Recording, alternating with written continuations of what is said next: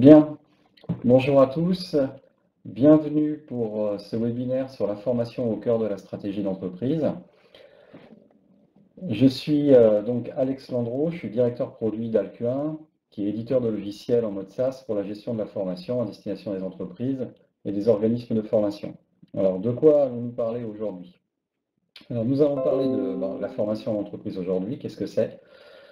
Ce qui change avec la réforme, les processus de gestion de la formation, comment les entreprises s'organisent pour gérer ces processus, quel système d'information doit-on mettre en place pour gérer l'ensemble des processus, pour dématérialiser, digitaliser, et puis bien communiquer, bien piloter.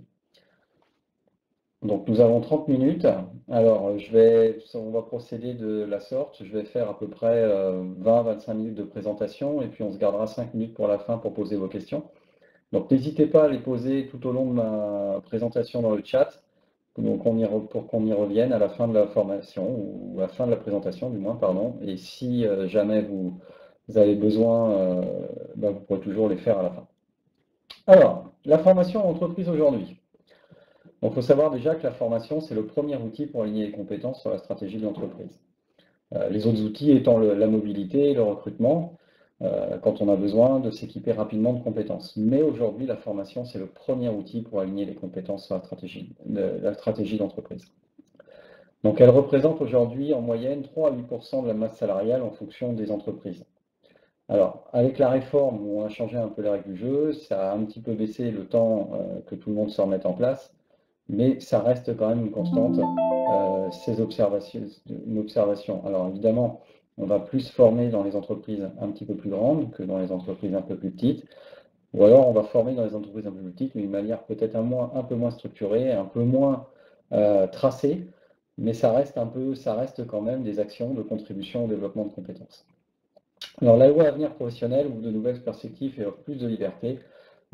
Fort de ce constat que la formation était un peu trop structurée dans des carcans administratifs et pédagogiques très très définis, on verra que la loi Avenir Professionnel, donc la fameuse réforme de la formation, elle ouvre des nouvelles perspectives et elle offre beaucoup plus de liberté, notamment aux entreprises. Et puis, quelque chose aussi qui est révolutionnaire, ça fait 20 ans qu'on parle de formation ouverte et à distance, mais le développement des nouvelles technologies et du digital révolutionne les pratiques de la formation et pas qu'en acquisition de compétences, aussi en termes de gestion ou de processus. C'est ce qu'on va voir aussi aujourd'hui. Alors, pour commencer, un petit rappel sur ce qui change avec la réforme, puisque cette réforme a quand même entamé des changements en profondeur. Alors, à mon avis, ce n'est pas fini, parce qu'il y a encore des choses à faire, mais là, il y a vraiment des changements très forts qui ont été faits. Alors déjà, très rapidement, on va aborder ces 4 points-là. Donc, l'entretien professionnel et le bilan à 6 ans déjà. Alors ça, vous savez qu'aujourd'hui, l'entretien professionnel devient le seul et unique entretien obligatoire en entreprise et réglementaire. Donc, chaque collaborateur doit, à minima, faire un entretien professionnel tous les 2 ans. Et lors de ce bilan, et au bout de 3 entretiens professionnels, donc au bout de 6 années, il y a un bilan qui est fait. Et dans ce bilan, l'entreprise doit justifier qu'elle a fait donc ces 3 entretiens professionnels et qu'elle a également fait une formation non obligatoire que les collaborateurs ont suivi une formation non obligatoire. Donc une formation non obligatoire, c'est une formation qui n'est pas soumise à une réglementation particulière pour l'exercice de la fonction du collaborateur. Donc par exemple, une formation bureautique, ce n'est pas une formation obligatoire. Une formation, si on prend un exemple d'un banquier par exemple, ou d'un quelqu'un qui est obligé d'une banque, il y a des formations, il y a des directives européennes qui obligent les guichetiers à avoir des formations contre la lutte contre le blanchiment de l'argent par exemple. Donc ça, c'est considéré comme des formations obligatoires. Mais il y a plein de métiers où il y a des formations obligatoires. Donc les formations non obligatoires, ce sont des formations qui peuvent être d'adaptation au poste, mais qui ne sont pas issues d'une réglementation ou d'une directive. D'accord? Donc l'entreprise, tous les 6 ans, elle doit justifier que son collaborateur a bien fait ses entretiens et a suivi au moins une formation non obligatoire pendant la période. Alors, l'entretien tous les 2 ans ou les 3 entretiens tous les 6 ans, ce n'est pas une obligation dans le marbre, c'est une indication. Après, sauf accord d'entreprise ou accord de branche, le nombre d'entretiens professionnels peut être réduit. Mais il faut un accord. En tout cas, la loi, enfin la réglementation, c'est un entretien tous les 2 ans et un bilan à 6 ans. La réforme aussi a changé la définition de l'action de formation. En fait, ce que voulait l'État, c'était qu'on soit plus sur un engagement de résultat plutôt qu'un engagement de moyens. C'est-à-dire qu'avant, une action de formation, ça se définissait entre autres par une fiche programme qui expliquait comment la formation allait se dérouler et ce qu'on allait y apprendre. Aujourd'hui, l'action de formation est redéfinie avec une définition extrêmement générique qui est toute action contribuant à un au développement de compétences des collaborateurs. Donc, ce qui donne beaucoup plus de liberté en termes de réalisation. Mais on est plus sur un engagement de résultat qu'un engagement de moyens, puisque l'organisme de formation qui doit délivrer la formation doit s'assurer qu'à la fin de la formation, les objectifs qui avaient été définis en début de formation ont bien été atteints par l'apprenant, donc par le stagiaire. Donc on est plus sur l'engagement de résultat. Et puis cette action de formation, en fait, ça devient des petits parcours. Donc ça devient des formations. Les formations peuvent être modularisées et à l'intérieur d'un même module, on peut avoir des séquences différentes. Et ces séquences peuvent être des séquences de formation, présentielles ou à distance. Mais ça peut être également du coaching, de l'accompagnement, de l'évaluation, de la formation en situation de travail. Bref, tout un tas de dispositifs pédagogiques contribuant au développement de compétences du collaborateur. Et c'est la seule chose qui est mesurée à la fin. Donc ça veut dire qu'on ne va pas forcément mesurer l'assiduité de l'apprenant, on va surtout mesurer est-ce qu'il a atteint ses objectifs. D'accord? Et ça va changer également la façon de vendre la formation. Donc, puisque l'action de formation est redéfinie et où on intègre dans l'action de formation beaucoup plus de choses qu'auparavant, eh bien, le plan de formation a changé et devient un plan de développement des compétences. Donc, un plan de développement des compétences, c'est un petit peu comme le plan de formation avant en entreprise. La différence, c'est que, déjà le financement va changer. On va le voir également puisqu'il y a du changement au niveau des financements, mais surtout, on va pouvoir mettre dedans des actions formelles, bien sûr des actions de formation formelles, mais aussi des actions de formation informelles, c'est-à-dire qu'on peut dire que dans le plan pour contribuer de développement de compétences de tel ou tel collaborateur, je vais ajouter à la fois, par exemple, des temps d'acquisition personnelle ou du temps personnel pour assister à des webinaires, voir des vidéos sur YouTube. Enfin, là, j'exagère un petit peu, mais aujourd'hui, il y a beaucoup d'entreprises qui ont, au sein de leur entreprise, mis en place des solutions digitales avec des contenus à partager dont les utilisateurs vont se former en fonction de leurs besoins. D'accord? Et la liberté de financement est moins d'administratif. Alors, la liberté de financement, ça veut dire quoi? Ça veut dire que la contribution formation d'une entreprise ne change pas. Elle a toujours une contribution à faire, mais aujourd'hui, c'est plus une taxe. C'est-à-dire que l'argent qu'elle verse, elle ne va pas forcément aller le récupérer. D'accord? Enfin, en tout cas, l'argent qu'elle verse obligatoirement, elle ne va pas aller le récupérer ou le récupérer d'une manière complètement indirecte à travers des mécaniques de Pro A ou de CPF partagés. Mais il n'y a plus de financement et de prise en charge par les OPCO et de récupération de cet argent, sauf pour versement conventionnel ou versement volontaire. Donc, c'est-à-dire qu'aujourd'hui, l'entreprise est libre et donc elle va contractualiser avec les OF et non plus sous forme de convention, mais plus sous forme de bon de commande, puisqu'on est sur un marché maintenant à bon de commande. Sauf pour les formations qui vont passer par du financement, comme je vous l'ai dit, donc tout ce qui est PROA, CPF, et puis pour les entreprises qui continuent à verser à l'OPCA en versement volontaire, donc il y aura toujours aussi une mécanique de prise en charge. Mais pour la plupart des entreprises, donc, on se retrouve sur un marché à bon de commande pour financer le plan de développement des compétences. Donc voilà en gros ce qui change avec la réforme. Bon, c'est très très résumé, mais je vous invite à voir nos webinaires précédents sur le sujet, où là vous avez 45 minutes explicatives sur la totalité de l'ensemble de la réforme. Alors, les processus de gestion de la formation en entreprise. Alors, qu'est-ce qu'on entend par ça?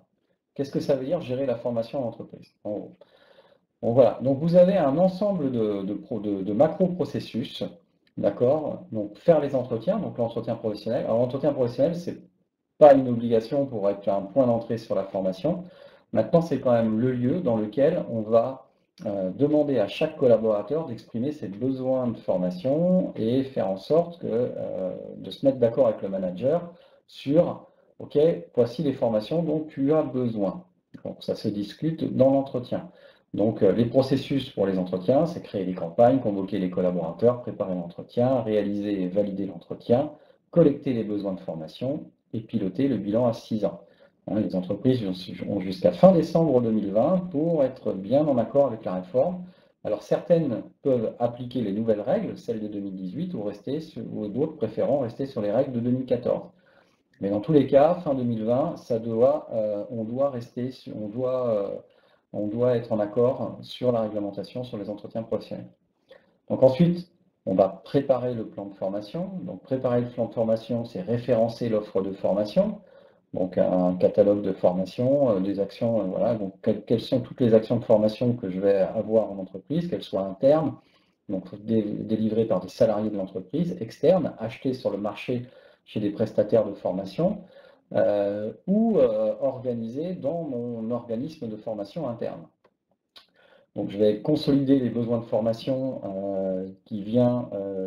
reporter les formations des plans précédents, suivre les demandes de recyclage, donc toutes les formations sécurité, réglementaire, habilitation, je dois les récupérer également parce qu'elles viennent alimenter mon plan de manière automatique, collecter les demandes réalisées lors du plan précédent, ajouter des objectifs de financement. Donc en fait, quand on dit préparer le plan, ça veut dire en gros je prépare mon budget pour l'année prochaine, c'est qu'est-ce que je mets dedans et comment je le finance. Ensuite, élaborer le plan, bon, bah là c'est donc toute la problématique de recueil des besoins de formation, que ce soit dans une campagne de recueil du besoin ou au fil de l'eau, avec des systèmes de qualification, donc de chiffrage, combien je vais dépenser pour cette action de formation et comment je vais financer cette action. Bon, même si aujourd'hui la plupart des actions sont financées en budget entreprise, il y a quand même aujourd'hui encore quelques possibilités de financement qui sont utilisées. Donc bien sûr, je vais devoir faire des arbitrages, donc avec des systèmes de simulation, et à la fin, je présente mon plan aux instances représentatives du personnel, parce que ça ne change pas. Et une fois le plan validé, bah, je choisis la meilleure des simulations que j'ai proposées, et puis je verrouille mon plan, et donc maintenant je vais devoir le mettre en œuvre. Donc mettre en œuvre, bah, ça veut dire que je vais créer les sessions de formation pour aller inscrire mes stagiaires. Je fais proposer des dates aux managers pour que derrière, les managers puissent inscrire les collaborateurs sur les sessions de formation, traiter les inscriptions, attester les présents, gérer les annulations, saisir les dépenses, ventiler le financement, etc. Évaluer la satisfaction, puisque même si les OF évaluent la satisfaction des collaborateurs normalement qui suivent les formations, vous êtes également tenu dans votre système qualité d'évaluer également la satisfaction, ne serait-ce pour évaluer les OF. Piloter le plan, donc là, piloter le plan, bah, c'est piloter l'activité. Donc vous avez de l'activité opérationnelle, donc suivre l'état d'avancement du plan. Est-ce que je réalise ce que j'ai prévu? Est-ce que je suis toujours dans mon budget? Présenter les indicateurs du plan prévisionnel aux instances représentatives, consolider les éléments du bilan social, bon, enfin l'ensemble des activités du plan de formation.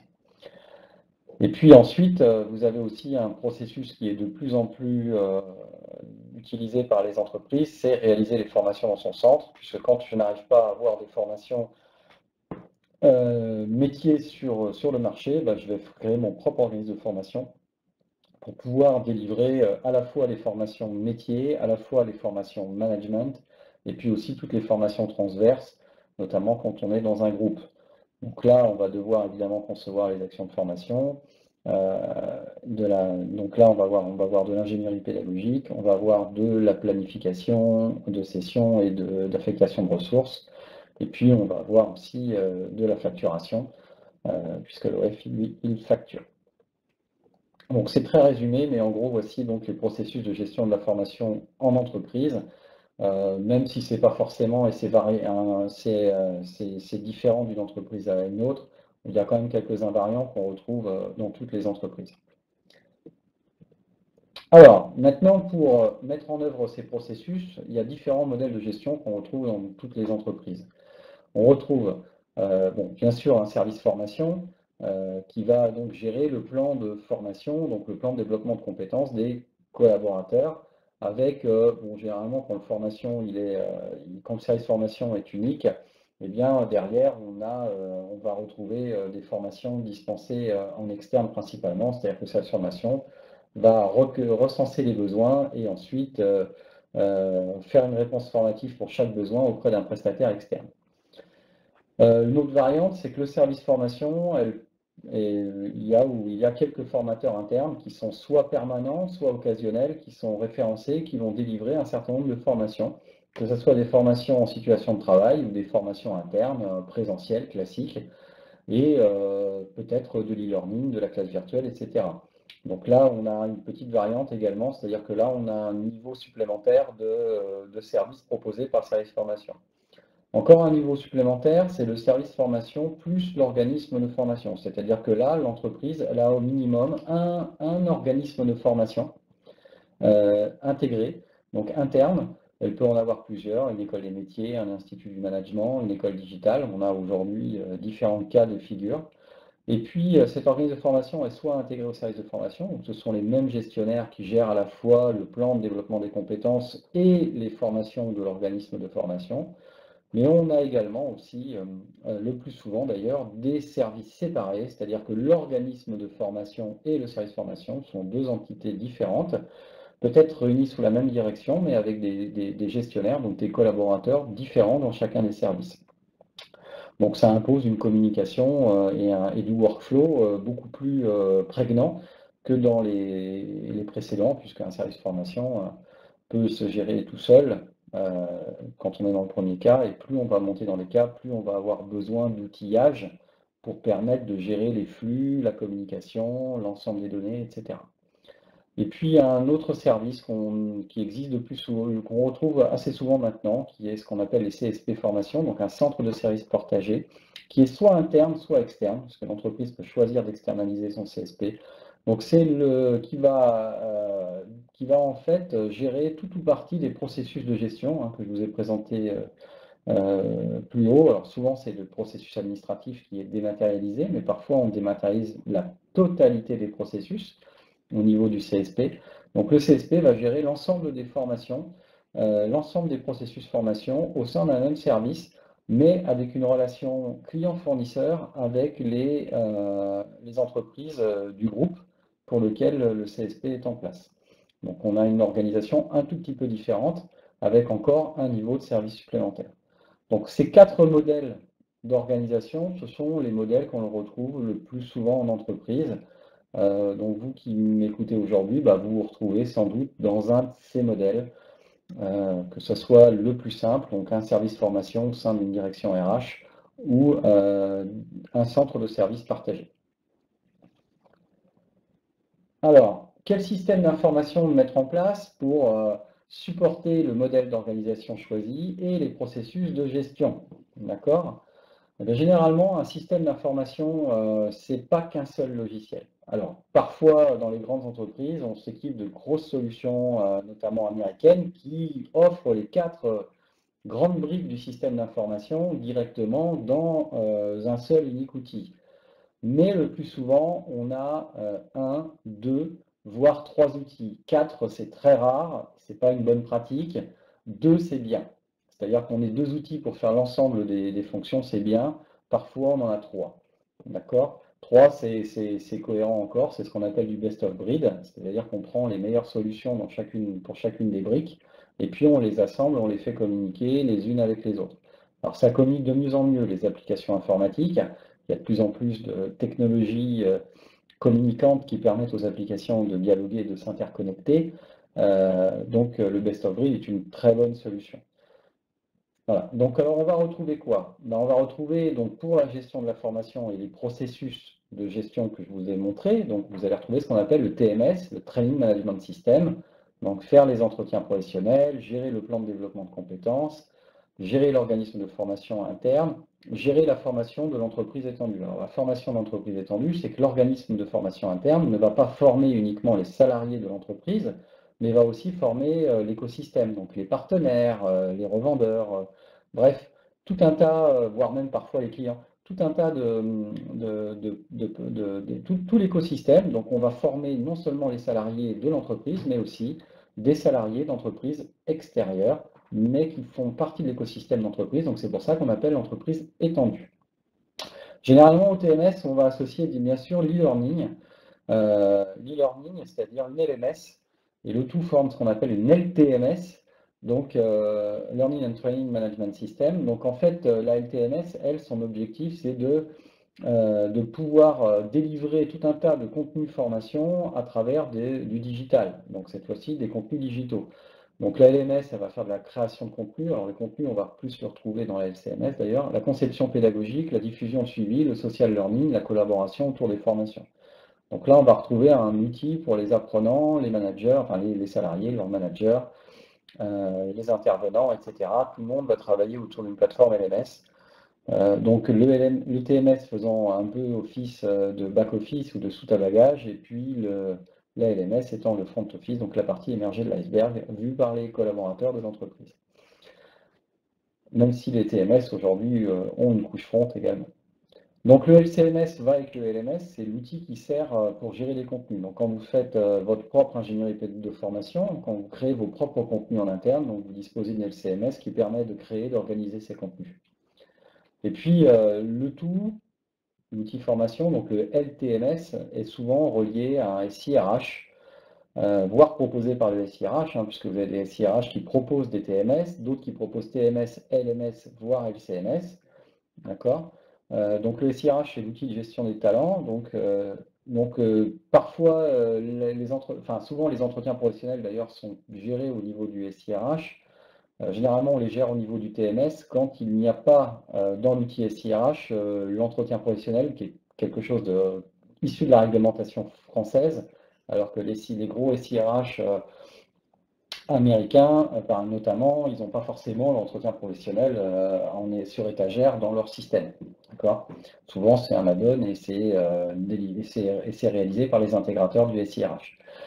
Donc le SIRH, là, c'est la gestion des métiers et des compétences, les entretiens d'évaluation, la revue des talents et performances, les carrières, mobilité, recrutement, plan de succession, etc. C'est tout ce qui concerne la GPEC au sens très large et surtout maintenant la gestion des objectifs, puisque les SIRH sont des outils de management essentiellement aujourd'hui.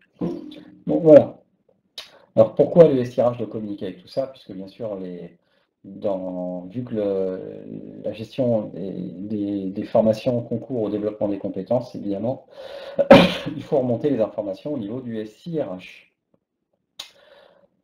Bien communiquer, bien piloter, évidemment, c'est une fois qu'on a mis en place notre système d'information, le système d'information, il n'est pas destiné qu'aux gestionnaires. Vous avez donc tout le monde va se connecter sur ce système d'information-formation. Donc bien sûr les salariés, les managers, ça c'est évident. Vous allez avoir bien sûr les responsables formation, les gestionnaires de plan de la formation. Vous allez avoir l'OF qui va se connecter, les intervenants vont se connecter. Parfois les clients vont se connecter. Donc quand on fait de la formation étendue. Donc vous avez beaucoup de personnes qui vont se connecter et donc là, le système d'information doit être capable de restituer toute l'information qu'il ingère, qu'on lui rentre. Bon, notamment tous les indicateurs qui vont permettre d'élaborer, de piloter le budget. Alors, on ne voit pas bien là, mais là, en fait, vous avez le prévisionnel, l'engagé, le réalisé, et puis vous avez le comparatif entre ce qu'on avait prévu en termes d'objectifs de financement et ce qu'on a réalisé et ce qui est engagé réalisé. Vous avez l'état d'avancement du plan, bien sûr que chacun doit savoir à son niveau est-ce qu'il est dans les clous par rapport à ce qu'il a prévu en termes de formation. Vous avez le bilan social formation, donc l'ensemble des éléments permettant de savoir de pouvoir restituer aux instances représentatives de personnel la politique formation de l'entreprise. Et puis vous avez l'ensemble des indicateurs vous permettant évidemment de vous conformer à la réglementation. Donc par exemple le bilan à 6 ans, qui est dans les clous, qui ne l'est pas, quelles sont les actions que vous devez faire rapidement, etc. Donc le système d'information doit vous donner les éléments opérationnels pour piloter votre activité et stratégiques pour améliorer votre activité. Donc, ça, c'est vraiment aussi également très important. Voilà. Donc, voici donc, voilà, 25 minutes. Donc, j'ai tenu mon challenge, de faire en 25 minutes quelque chose d'extrêmement concis, rapide, etc. Donc, maintenant, on va passer aux questions-réponses. Donc, nous avons noté un certain nombre de questions pendant pendant mon intervention, mais vous allez pouvoir en poser d'autres si vous voulez. Alors, première question, comment rendre ce processus formation moins contraignant pour les managers et replacer aussi la fonction RH en fonction de la stratégie facilitante? Alors, pour qu'elle soit moins contraignante pour les managers, il faut améliorer de plus en plus les outils. Alors, moins contraignant pour le manager, si on ne veut pas que les managers fassent de l'administratif, les managers, on va leur demander quoi? On va leur demander de remonter les besoins en formation, éventuellement de valider les dates d'inscription de leurs collaborateurs sur les sessions de formation, d'accord? Et c'est tout, d'accord? On ne va pas leur demander plus. Après, certains managers on peut également leur demander de construire des parcours à la carte pour leurs collaborateurs. Par exemple, dans les LMS, à partir de la LMS, ils peuvent très bien construire un parcours de formation et pour répondre à un besoin de leurs collaborateurs. Mais le manager, on ne doit pas lui demander plus. Le manager, lui, il a des objectifs et on lui demande d'aligner les compétences de ses collaborateurs pour atteindre ses objectifs. Donc, ce n'est pas de l'administratif, c'est vraiment du développement de compétences. Et toute action qu'on lui demande qui n'est pas dans cet objectif-là n'est pas une action qu'on devrait lui demander, logiquement. Donc, le système d'information doit lui permettre simplement de répondre à ce besoin. Comment j'aligne les compétences de mes collaborateurs pour atteindre mes objectifs? Est-ce qu'un OF interne peut facturer l'entreprise? Ah oui, bien sûr, à condition qu'il ne soit pas dans le même sirène. C'est-à-dire qu'il faut qu'il ait une raison sociale particulière, un code NAF particulier. Euh, donc beaucoup d'entreprises d'ailleurs qui sont des groupes, d'accord, des groupements d'entreprises avec des sirènes différents. Hein. Donc, c'est-à-dire qu'il y a un établissement principal et des établissements secondaires, et là il y a plusieurs établissements principaux, donc plusieurs entreprises, plusieurs sièges qui sont regroupés au sein d'un même groupe. Eh bien, pour toutes les formations transverses, ils vont devoir s'équiper d'un organisme de formation interne pour faire toutes ces formations transverses. Et dans ces cas-là, l'organisme de formation va facturer l'ensemble des entités du groupe. Parce qu'il a un sirène particulier, donc c'est une société différente, parce qu'il a une raison sociale dédiée à la formation professionnelle et parce qu'il a un numéro d'agrément qui lui permet d'être un organisme de formation. Pour faire des formations internes, est-ce qu'il est obligatoire de former les formateurs internes? La réponse est non.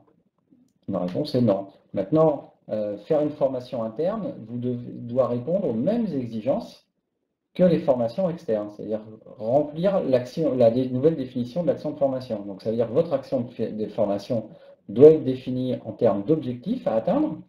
Derrière, vous devez créer votre parcours, donc l'ensemble de vos séquences pédagogiques pour répondre à ces objectifs.